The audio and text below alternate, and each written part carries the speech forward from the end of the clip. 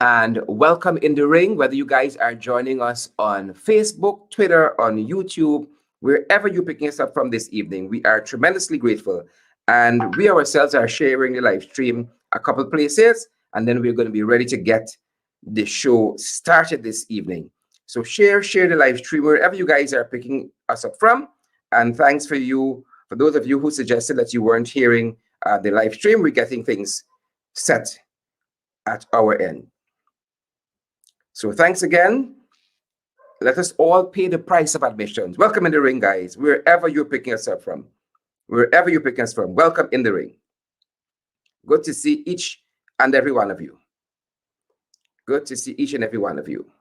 And I need to share one other place, and then I'll be good to go. All right. Yep. I'm set at my end, guys. Again, we want to wait until we get to that magic number before we start the show proper. But wherever you're joining us from, whether it's on Twitter, whether you're joining us on YouTube, whether you're joining us on Facebook, we want to bid each and every one of you a warm welcome in the ring this evening. And we are eager to get started.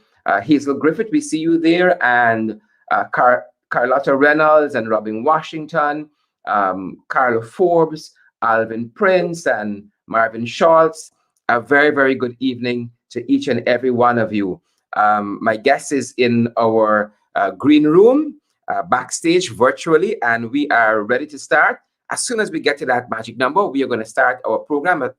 We are going to set aside the usual formalities of going through what were the hot topics for the day so that we can have a very, very robust discussion with Dr. the Honorable Godwin Friday, the leader of the opposition in St. Vincent and the Grenadines, our sister CARICOM nation.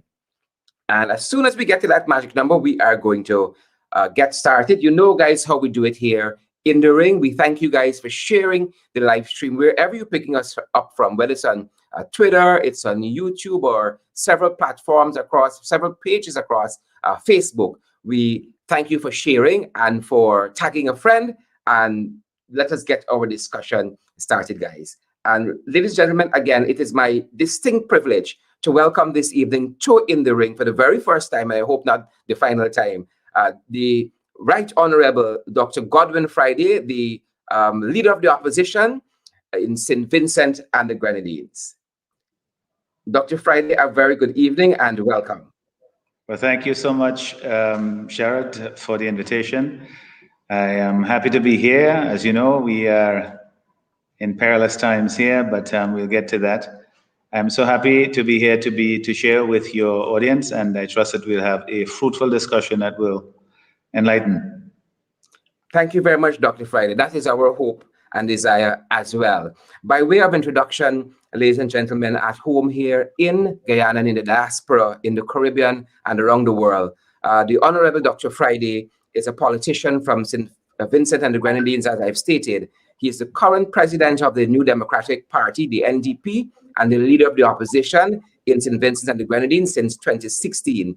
He holds a Bachelor of Arts in History and Political Science and a Master's in History from the University of Waterloo, Canada, and a Bachelor's of Law degree. We share that in common, and a doctorate in political studies rather, from the Queen's University in Canada. Dr. Friday resides with his wife and children, Nicholas and Christina, or is it Christian? Thanks very much, in Port Elizabeth, Bequia. Dr. Friday, again, welcome in the ring, sir. Thank you so much, sir. Great. The volcano, what is called Soufrière, I hope I'm pronouncing it right. Yeah, Soufrière, you got it. Great. It is usually an area, as described in one travel journal, of baths of warm water springing from the very heart of the volcano. It is said that it's a real natural spa. It is sulfurous water around 30 degrees, which seems to have a reinvigorating effect on the tired muscles. It's everywhere. Giant green trees like ferns, strangling vines, and tangled roots on an ordinary day. It is said also that when you reach the volcano foothills, the scenery and atmosphere changes. The wind picks up and the vegetation withers before your very eyes. And on the final stretch of the climb, lichen and moss cover the rocks, forming a wonderful patchwork of orangey red rather, dotted with wild orchids and yellow mountain flowers. That is how the volcano is described on an ordinary day. But that is not what we've seen over the last few days, Dr. Friday. Information seems to suggest that there was credible data in the possession of the Prime Minister, Dr. Ralph Gonsalves, that the volcano would erupt. Was this conveyed to the nation within the last week or two? Well, the volcano had been acting up for some time. We learned in January thereabouts that it had been acting up since in November, I believe. So initially, there wasn't much information to suggest that it was something new was happening. Well, new meaning in the sense that it was acting up again. Those of us who are old enough know that in 1971 we'd had an eruption, and the cone had been created there, but it wasn't an explosive eruption. In '79 we had an explosive eruption, and then of course now, and the information was there that the volcano was on the verge of doing something catastrophic, and that was conveyed to the authorities. It was conveyed to the public at various times because the chief scientist there, Dr. Richie Robertson, he had had public interviews and so forth, and had told people that, you know, that the volcano could erupt at any time, but it's a science, but it's not as precise as some sciences. So therefore, there was some element of uncertainty as to when exactly it would erupt. But there seemed to have been, especially as we got in the last week or so, pretty strong evidence that we are about to have an explosive phase of the eruptions, because it had been erupting for some time, since in January, where we had this what they call an effusive eruption, where there's a slow secretion of magma, lava that came up into the cone and was essentially spreading around the crater. But in the last week and a half, the activity picked up, and so the authorities, well, the scientists were giving the indication that this could erupt at any time. So to me, that was enough. That was warning that we should move the people out of there. Great. And do you get the sense from the government that that was done adequately before the eruption? Was that done? Well, it was pretty short time frame, you know, because it was. I mean, the volcano erupted less than 24 hours after the evacuation had started. So you could understand how close that was. And, you know, initially there had been some indication that, well, there had been two press conferences by the authorities involving the Prime Minister and the NEMO and the chief scientist during last Thursday. One around midday and the other one later on, when the notice to evacuate was issued. And certainly in the earlier one, you know, we thought that the notice was going to be issued then, which is around midday. But it wasn't, because at that time, the scientists had said that it could erupt in 2 hours, it could erupt in 2 days, you know, and, you know, having to make that call, then you would have to decide, well, if it could go in 2 hours, maybe this is the time to evacuate the people. But anyway, the call came 3 hours later, and you know, people essentially responded, and most of the people came out. The evacuation was far from smooth. You know, there are lots of people who were waiting for transportation that didn't come, and or they were very, very late. People who were supposed to travel by land in vans, this is from the leeward side, decided to go by the sea, the sea route, because the vans hadn't shown up. So it wasn't a textbook operation by any means. Some people ended up in places in the shelters that they had not initially intended to go to. But the indications are that most of the people, and to be honest, a lot of people had already left the danger zone on their own accord before the notice to evacuate came, because they had seen what was happening. They could smell the fumes. They were following also the statements that were being made by NEMO and by the scientists, the chief scientists.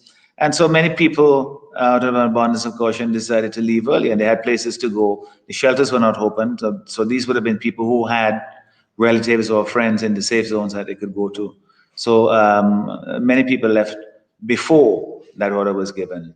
But when it was eventually given, as you might imagine, a lot of people were scrambling to move, and did so during the night.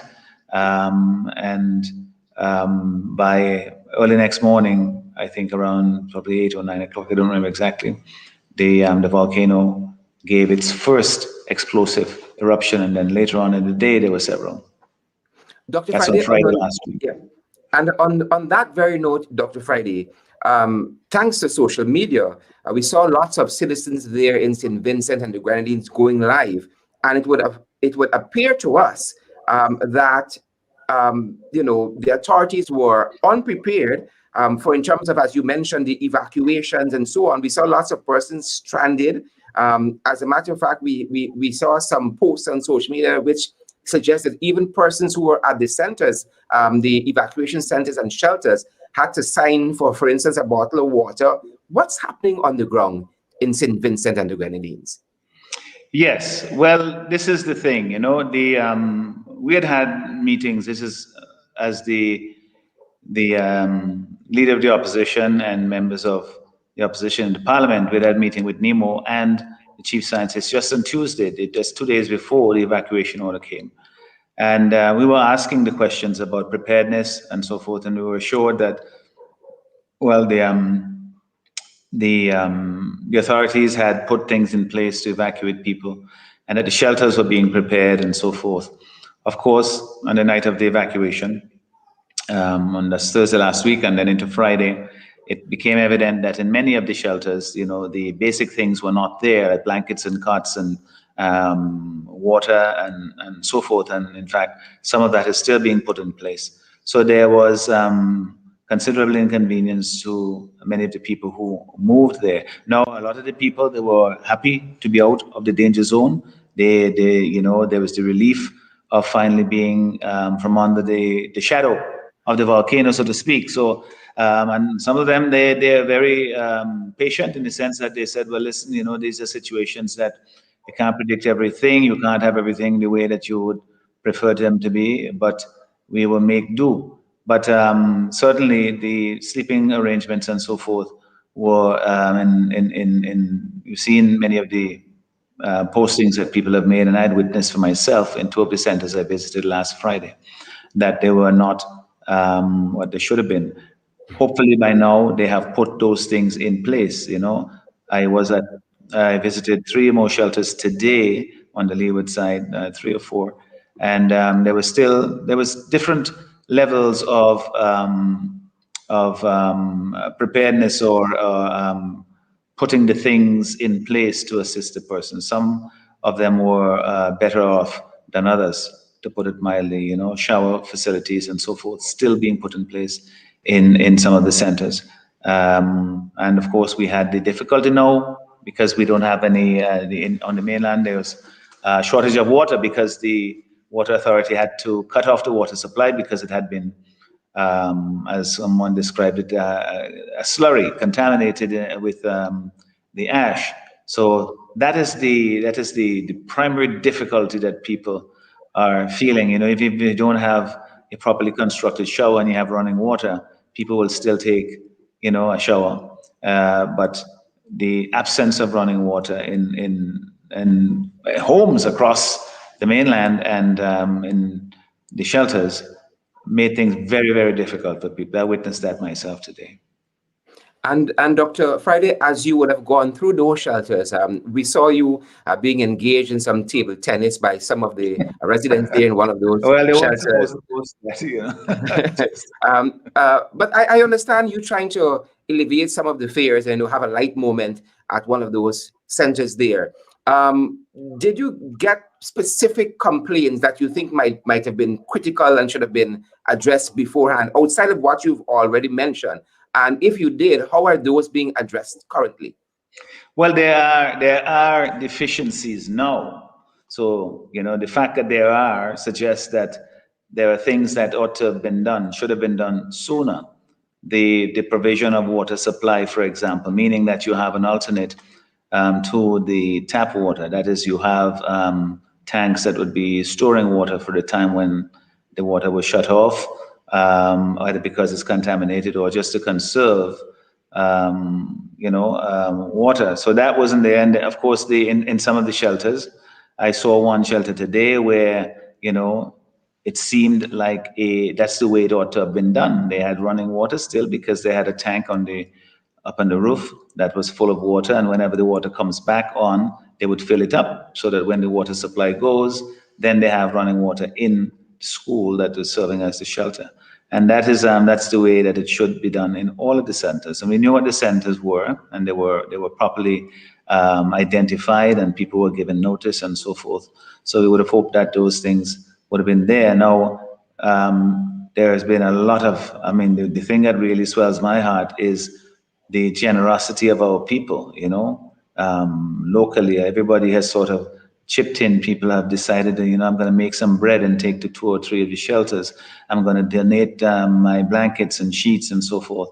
And more of that is happening. Various organizations, church organizations, political organizations, individuals are phoning and asking me here, how can we contribute? We have set up a center here in my own constituency, in my home town in Bequia, to take things from people who want to donate. But, all over, they are doing so here in St. Vincent and in the region as well.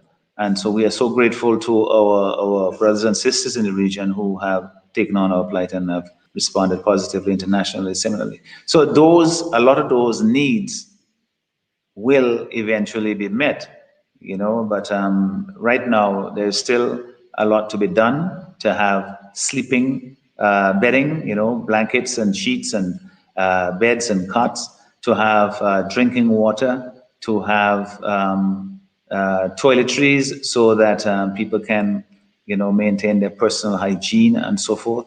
And then ultimately to have, people are going to be in these shelters for some time, from what we've been told by the chief scientists. And so we are prepared. They have to be prepared mentally to say, well, this is some place that I can stay for the next, 4 weeks, 5 weeks, whatever it takes for them to be safe. And so they will need some more, curtains and stuff like that. Once you were there for a while, you come and for the first night, you slept on a sheet on the floor and sat on the chair and so on.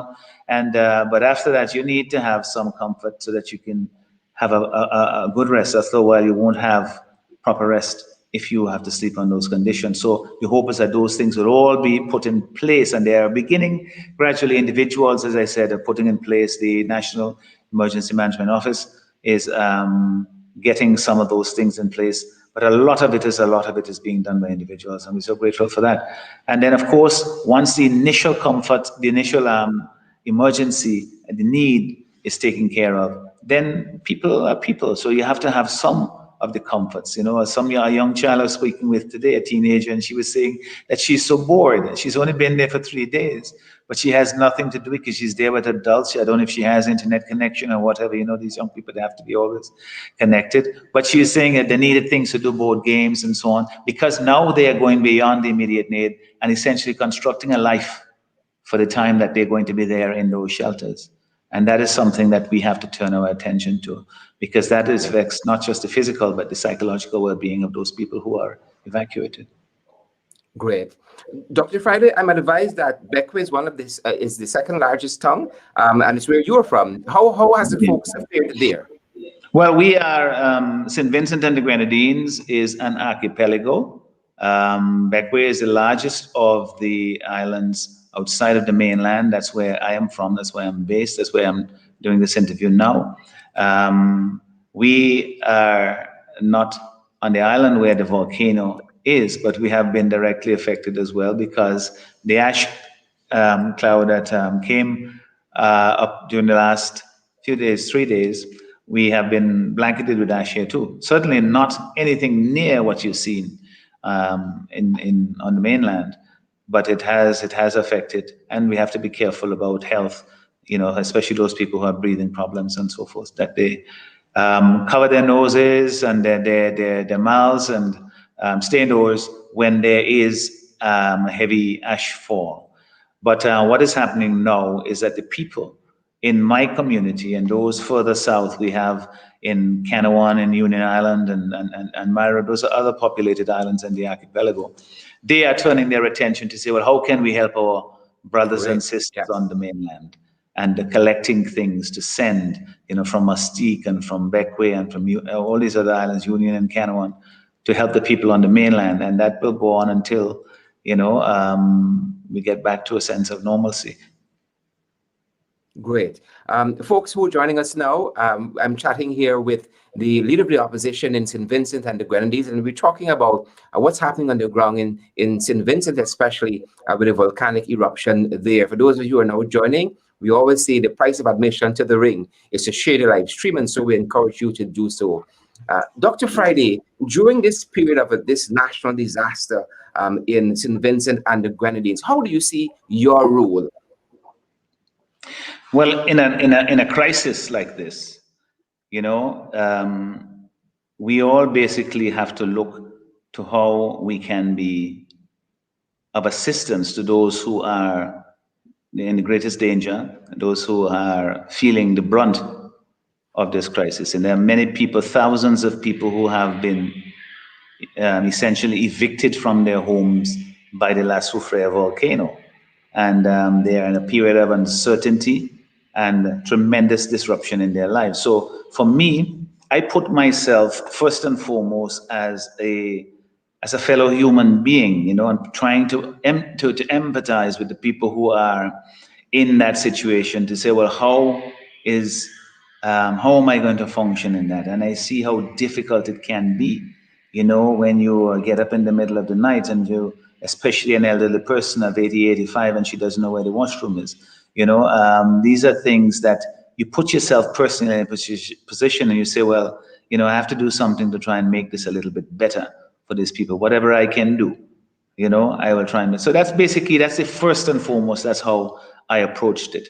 Of course, as a public figure, as the leader of the opposition, I also have a duty and obligation to ensure that the resources of the state are brought to bear on the problem, and that it is done in a way that is most effective, meaning that we put it's an old phrase that I've used in another context with COVID, we put the money where the pain is, and we try and help those people who are suffering most, but also that we make sure that everybody is treated equally, that there is no partisanship, there is no discrimination on the basis of political affiliation, and so that everyone will feel that they are equally entitled to whatever resources the state can bring to bear on this, and then whatever other people can do privately to help to ameliorate the situation, then that's all for the good. But first of all, as a public figure, you asked me as my job as the leader of the opposition. I also have a caucus of members in the parliament that I encourage and urge to do, not that they need much, because they've been doing it, they've been out there even before, many of the other authorities, in the shelters, preparing lunch and breakfast, buying things, getting things in the shelters, putting up notices and public appeals for assistance for particular shelters. So I have a role as well to get my colleagues to take as much of the burden upon themselves to help our neighbors, because it is a shared responsibility for all of us, and the people who have come from the north, have left the volcanic area, the area of devastation, they have borne the brunt of it. They have carried the heaviest of the burdens from this terrible tragedy. And so the rest of us, the least we can do is say, well, how can I help? And sometimes, it's not, to be honest, I was so impressed by the feelings of gratitude that I see, the level of patience and understanding, that people are, what they're saying. Listen, I'm so glad that I'm alive. That we can plan for the future, but at the same time, we have to make sure that they have what they need to make life. They can live lives, dignified lives, in the shelters that they're in now. And that's why I mentioned some of the things. That's why I go to the shelters to see for myself. I don't rely on other people telling me, to see what is needed, and then we mobilize resources to help them, because that patients will run out very quickly. And I'm tremendously happy too that persons have been so gracious, because we have quite a few Guyanese who live in St. Vincent and the Grenadines as well, who, like persons who are native to the islands, would be affected as well. So I'm very, very thankful for that. Dr. Friday, you mentioned COVID-19, and I want to turn our attention a little bit there. We've learned that in St. Vincent and the Grenadines, you've had a dengue outbreak earlier. Yes. We've had last year and then into this year, yes. Yeah, we have had now the volcanic eruption at I'm trying to get my pronunciation right, La Soufrière, the volcanic eruption there, and now we have this other volcano ever present in COVID-19. Information suggests that up to at least March, the authorities there had intended to vaccinate about 50,000 persons, but you have fallen far below that figure. Have you taken the vaccine yet? I have. I had indicated that I would, and I did when it became available here. The family members were vaccinated, and I have encouraged other people to do so. Now, we have had, you've described, the situation that we're encountering here. It's, it's like a perfect storm of calamity here, because you have, a once in a century pandemic. We have a volcanic eruption that is, among the worst that we see anywhere in the world. We have the explosion in COVID-19. We've had the dengue outbreak that has killed at least 8 persons. That's something that was unprecedented, unheard of here in St. Vincent and the Grenadines. So we have had a very tough time. Of course, we've had economic problems long before dengue, long before pandemic, long before Soufrière. So what has come now has added to that. It has really exacerbated the problem, so that many people are finding it extremely difficult to make ends meet. So the situation with respect to COVID-19 is one where we had, for some time, taken the government, right frankly, had taken a kind of a reticent attitude towards the enforcement, the implementation of measures that other countries had been done, like closing the borders and restricting movements and so forth, when there is a likelihood of an outbreak. And for some time, we were able to manage. Then, of course, in December, the end of December, we had an outbreak where there was essentially an explosion in the number of cases, from 100 to, in a matter of weeks, you're talking about several hundreds, and now over 1,800 thereabouts.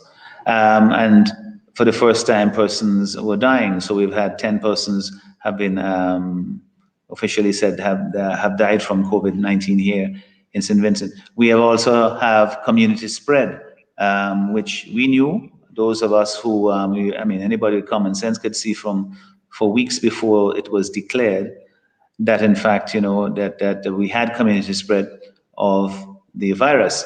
But then the government and the Ministry of Health eventually declared that. And so we have every day there continue cases, in our case, for sometimes before December, there were days, weeks, months, well, not months, but days and weeks would go by, there was not a single case.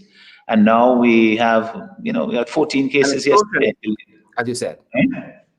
No, I said there has been an explosion, as you've said, and that's right. We've seen also, and it has made things extremely difficult for the functioning of the economy. Again, this is before Soufrière, for being able to go back to schools, and just basically getting our lives back, because people have retreated into their homes. We have encouraged them to do so for their own safety. Now that the vaccine is available, there is a very slow uptake here in St. Vincent and the Grenadines, and there has been an equivocal attitude on the part of some people in government. On the one hand, presenting the situation as though it is a matter of, it's an option that really you should weigh, without basically explaining that this is something that the science is there, and if we want to get back to normalcy, that the scientific wisdom is that vaccination is the safest and the fastest way to do so. So we have very slow uptake with the vaccination, and now we are hearing, from government circles, talk of compulsion and threats and enticements and all kinds of really I think an approach to it that it doesn't give the sense of consistency and seriousness and the gravity that the situation requires, and it unfortunately has led to profound doubts, has helped to fuel the doubts in people's minds regarding the vaccine. We have noted, Dr. Friday, some of the teachers at your end were resisting what I thought they considered as a mandatory having to take this vaccine. And then we saw one report which said that before persons were allowed to board some of the boats and ships that were evacuating them, they had to be vaccinated first. And then the Prime Minister, Dr. Ralph Gonsalves, was saying that it's the cruise ships that are mandating that citizens are vaccinated. And then I saw the cruise ships saying, no, it is the local authorities who have the responsibility to take on that. Well, you understand what I'm saying about equivocation and lack of real consistency in their approach to dealing with this problem. You want to encourage people to take the vaccine, then you have to show that this is a serious problem, that COVID is a serious problem, that there are ways in which we can combat it. This is one of the ways, and this is why it is effective. This is why it is good that for us to do it. Nobody wants to inject anything into their bodies, but sometimes you do it because you feel it is for your own personal protection and the greater good. I have advocated that encourage people to do it, but I am very strong of the view as well that you can't compel people to do it. That you can't order people to take a vaccine. Here, especially in a crisis situation where you have the COVID, the Soufrière volcano, where there's so much fear and information, some of it misinformation about whether you have to be vaccinated. Some of it was actually propagated by members of the government. Whether you have to be vaccinated before you could go to a shelter. You can't withhold, safety and comfort from people who are fleeing the volcano on the basis of the vaccination. This has to be open to everybody, and everybody has to be treated equally, and to offer the opportunity for those people who wish to be vaccinated to do so. And some people have taken the opportunity to do so.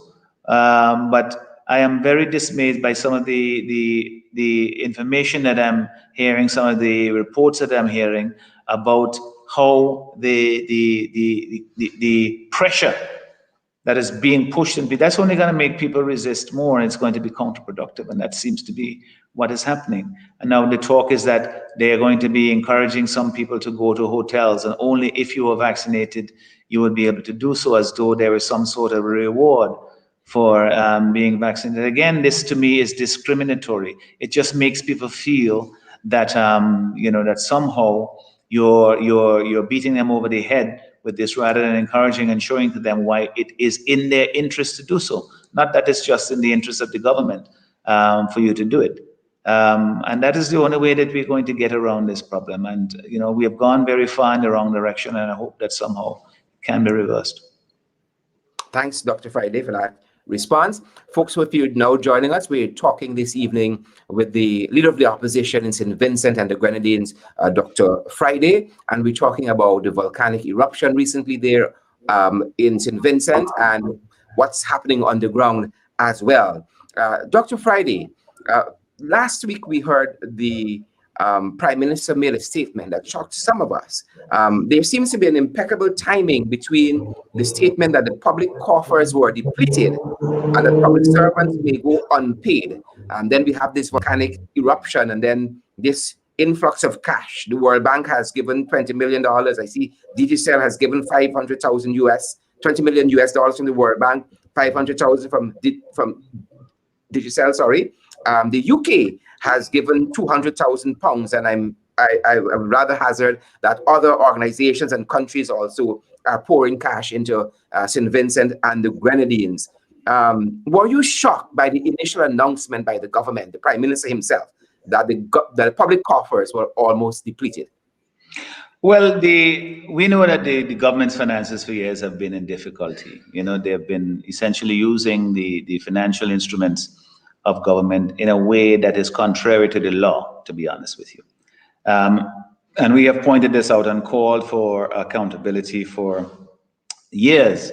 And so the announcement, though, it was just so convenient that at a time when there was an impasse with the public servants and teachers about the same vaccination, to suggest that somehow they have to be vaccinated in order to go back to the classrooms and so forth. And they were at an impasse. So then all of a sudden, this notion that somehow, well, you're not going to be paid because I may not have any money because the situation, the economy is deteriorating under COVID. When we just had a budget debate back in January, February, where the Minister of Finance said that, yes, the situation is difficult, but we have received more revenue than we anticipated, and we're not doing too badly. When it suits their purpose, they boast at how the economy in St. Vincent and the Grenadines has shrunk less than in St. Lucia and other countries in the region. So it's all a matter of, you have to read as to what the political objective of that statement is, not whether it's sound economic record that they're presenting to the people. And of course, now with the Soufrière disaster, as we expect, the international community, World Bank, and other unfriendly governments, and some of them in the region here, have offered assistance as we would expect that to happen. And that assistance must go to the people. It must go to the people who are suffering. It should not be in any way diverted to meet any fiscal needs of any financial needs of the government. This is what a crisis relief measures are supposed to be for: the people who are feeling the pain, to put the money where the pain is. And one thing that I know is that government, and certainly in our country, they are very good. This one here is very good at taxing and very good at borrowing funds. And then to account for it is where the difficulty comes in. In this case, I'm urging the international community, I'm urging our friends in the region, urging all friendly governments who are contributing to the disaster relief here to ensure that there is accountability, that the funds go to the purposes intended, that the people who need it most get it. And that should be done on the basis of need and nothing else, not on the basis of political partisanship and anything else. We're seeing too much of that in this country, and so we can't go forward. And certainly, I have offered myself and my colleagues in the opposition to act in the national interest. I have been sorely tempted, to be fair, to go down a partisan line and to basically, there's a lot that we can criticize, but there's a time for that. And right now, I think the people who I go to see at the shelters, I look in their faces, I see them, I see the little children running, and I say, that is my priority right now. And so I want to make sure that whatever funds we receive from the international community, and I hope it's a lot of it, that it goes to the people who need it, because it's beyond this. This is going on for some time. The people in the shelters are going to be in need, yes, but many people, when they go back to their communities, there's nothing to go to. I spoke to a gentleman today who had gone to Chateaubelair, which is on the leeward side in the north, that has been affected by the volcano. He said, Dr. Friday, I don't know the next time I'm going back to the leeward. He said, the whole place mashed up. So what are people going to do? What are they going to go back to after this? And so we have to make sure that the funds that are sent here for us is intended to help those people greatest in greatest need, and not, as has been done in the past, being distributed on a partisan basis, so that some people who are, transparently damaged by the disaster and whose need is great, don't get it because they are perceived to be anti-government in some way. So this is what I insist upon from the international community. I know that this is the standard that many international agencies profess. It's a matter of ensuring that it is executed, that it's enforced, that it's followed. Yeah. Dr. Friday, are you worried, or is there concern about oversight? I mean, given the fact that Mr. Gonzalez, the Prime Minister, was the Finance Minister, his son is now the Finance Minister. We've learned that one Karen Gonzalez, the wife of the Prime Minister's son, is in charge of one of the oversight agencies. Well, the thing is, we have always called for accountability. I'll tell you, one of the important instruments of accountability in our government, which we inherited from colonial times, is that the Accountant General and the Director of Audit prepare the finances of the country and they present them to the Parliament. And it's supposed to be done on an annual basis every year, and you can look and see what is happening. But in our country, that's 7 years behind. I mean, the most recent the report of the Director of Audit goes back to, I think, 2013 and thereabouts.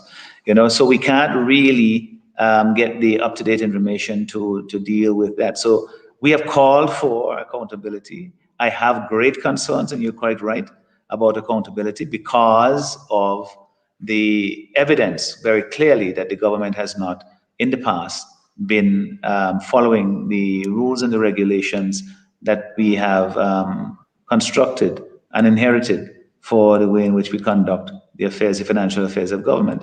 And so when there's lots of money coming in as well, then of course when there are large projects, then the need for that accountability grows.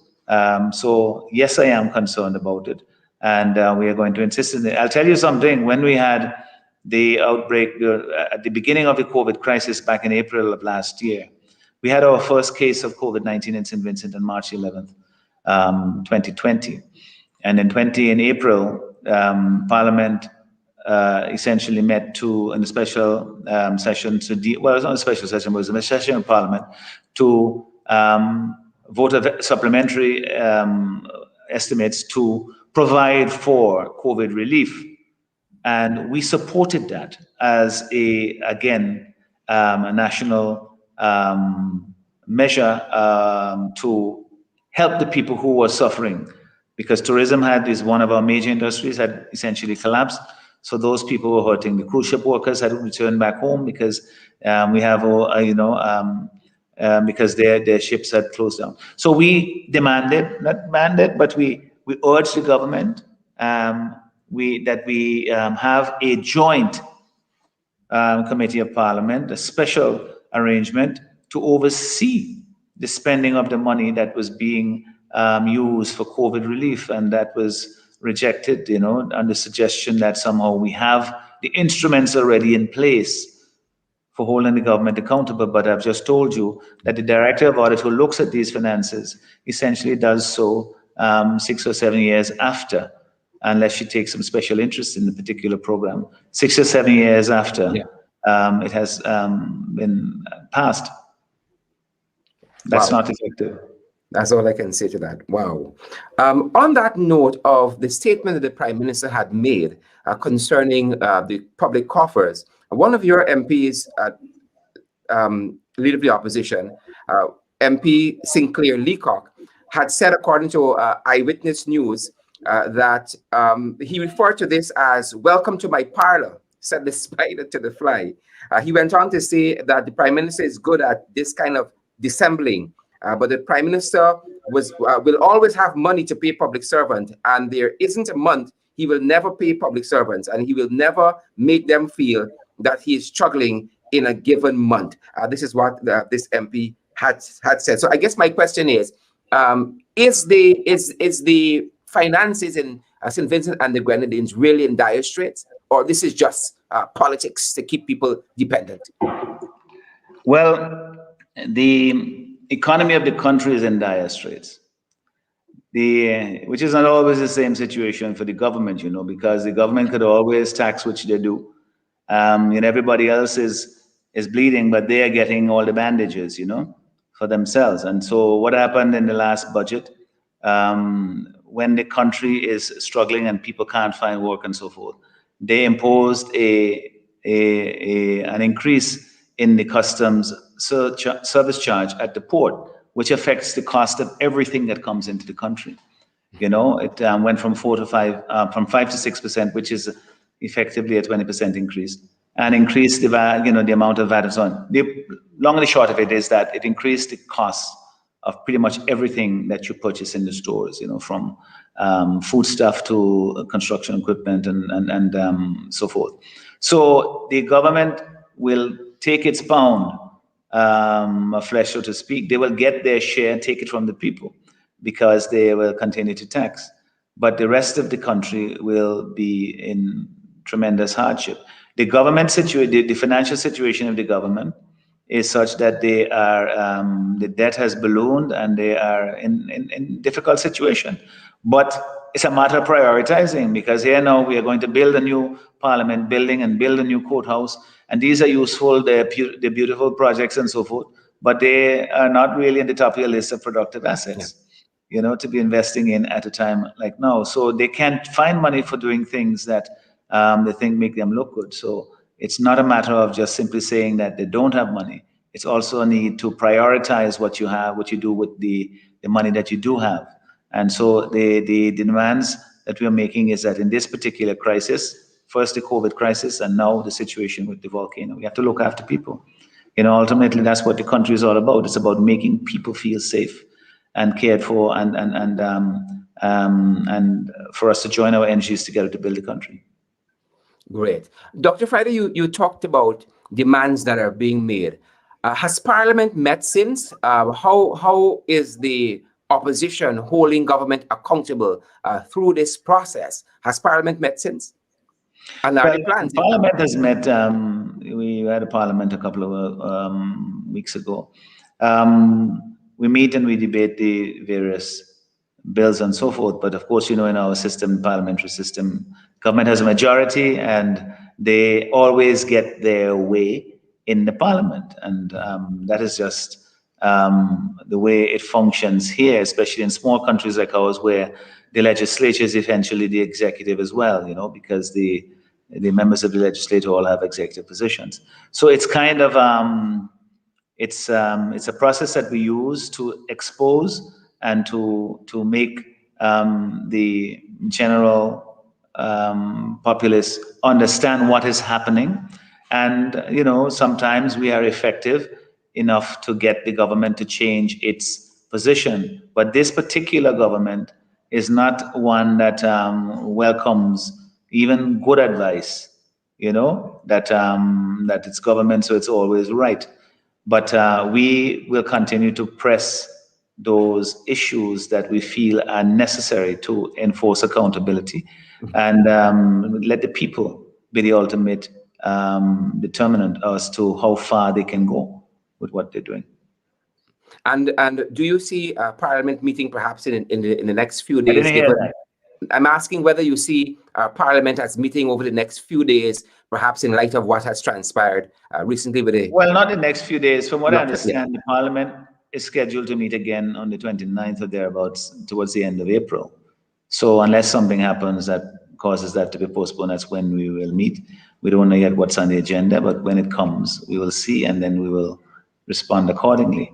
In the last Parliament, the main issue that was debated was the 1 percentage point increase in the customs service charge, which, as I explained to you, essentially created a 20% tax.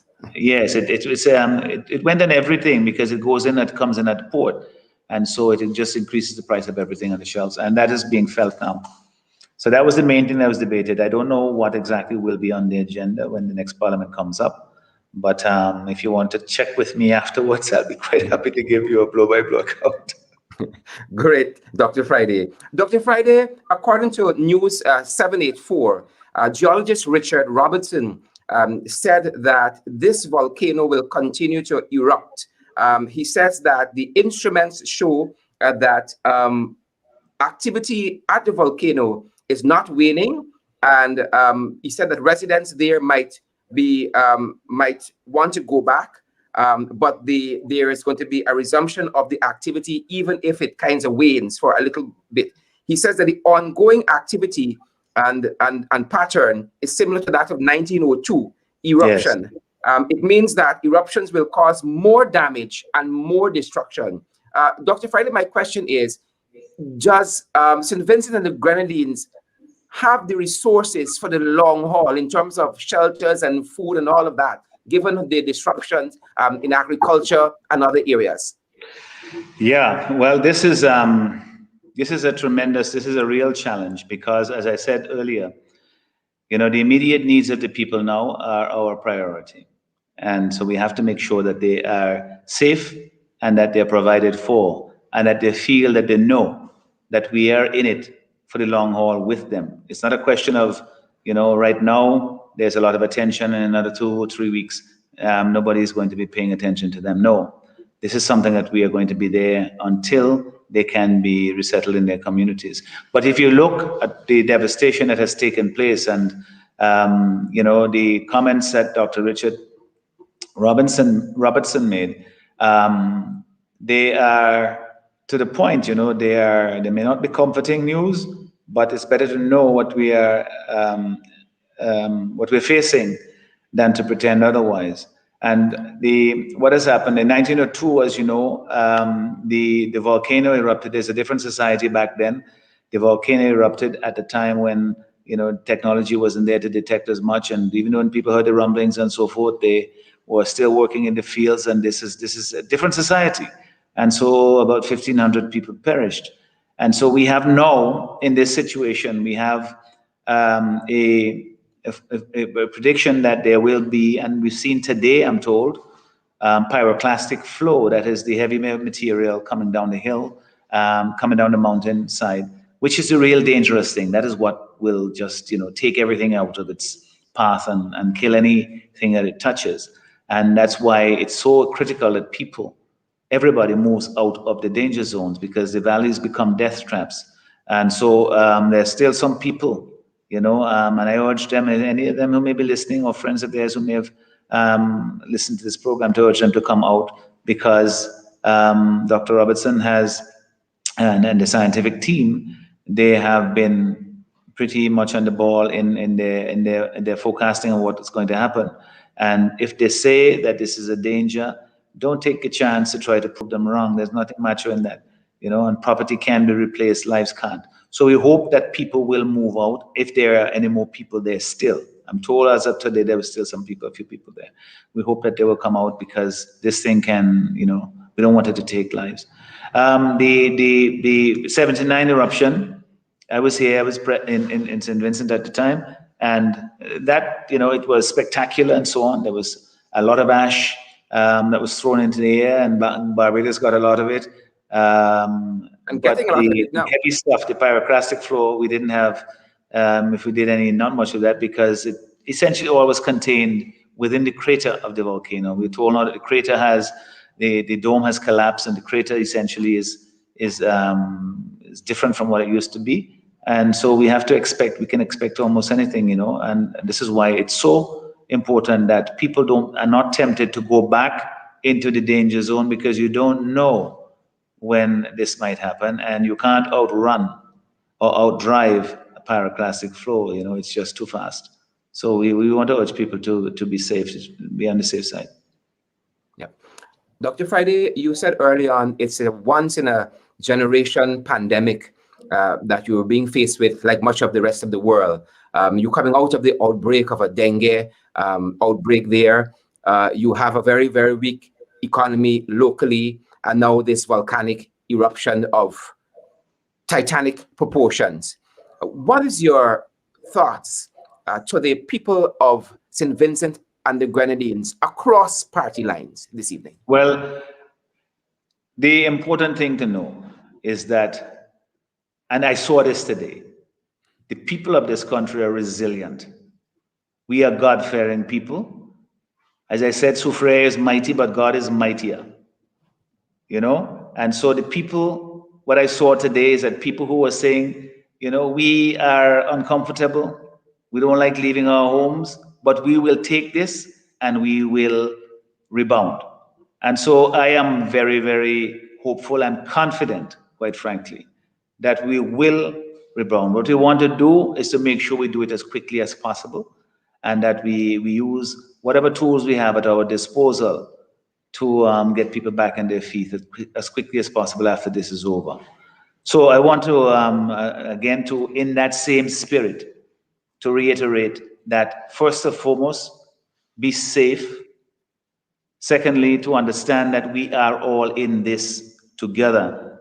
Those are the people in our country. We are in it together. But more also, we see that people in the region, people farther afield, from the phone calls that we're receiving, the Office of Assistance, continuous, that they are in this with us. So we will get through it. And we just want to make sure that all of us are around for that time when we can return to our homes and start picking up our lives again. Hopefully by that time as well, the worst of the COVID-19 pandemic, I think I said it was a once in a century pandemic. That this is something that will be in the rearview mirror as well. But all of that takes action. Hope is not a plan. We have to always still take action, put plans in place, and execute them. And that is what I am urging. And this is why we have always offered our advice free to anyone who would take it. And most often than not, we're proven right, so because we've considered these issues. So in this situation, our advice to our people is to continue to work together, help one another. Those of us who are in the green zones, considered safe zones, to embrace, open our arms to our friends and neighbors from the north, and assist them, make them feel welcome. The old song that says, "He ain't heavy, he's my brother." Well, that is that is exactly what it is now, brother and sister. And we must not just say it, we must feel it. And I see this around, and that gives me so much hope. It gives me a feeling that I'm so happy to be of service to the people of this country. Yeah. Dr. Friday, you said it best. That the volcano is mighty, but God is mightier. Let us end on that very high note this evening. Dr. the Honorable Godwin Friday, Leader of the Opposition in St. Vincent and the Grenadines, our thoughts and prayers are with you, the government, other members of the opposition, and the people of St. Vincent and the Grenadines most of all. Thanks for joining In the Ring this evening, sir. Thank you so much. I much appreciate it. Thank you. And folks, that's In the Ring for this evening. As per normal, we ask you guys to continue to observe all COVID-19 protocols locally, continue to social distance, wear your mask, sanitize, folks. And if you're in groups, you shouldn't be in groups larger than 10, and even so, you should be socially distant, folks. COVID is real. Again, our thoughts and prayers are with the people of St. Vincent and the Grenadines, and we wish to thank the Honorable, the Honorable Godwin Friday for joining our program this evening In the Ring, folks. We see you guys tomorrow. Do stay safe. Stay safe. Thanks for joining.